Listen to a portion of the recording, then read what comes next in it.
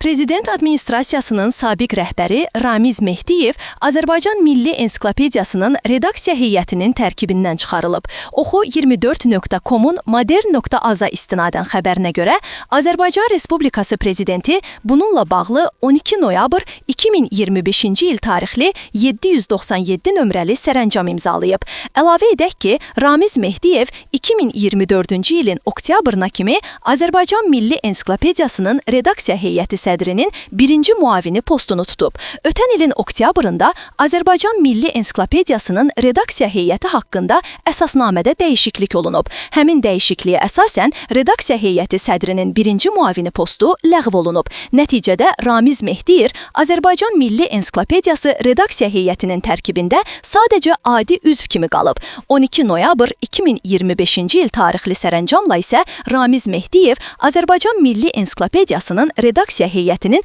adi üzvlüyündən də çıxarılıb. Qeyd edək ki, Azərbaycan Milli Ensiklopediyası redaksiya heyətinin sonuncu tərkibi dövlət başçısının 1 noyabr 2018-ci il tarixli 636 nömrəli sərəncamı ilə təsdiqlənib. Hazırda Azərbaycan Milli Ensiklopediyasının sədri Prezident İlham Əliyevdir.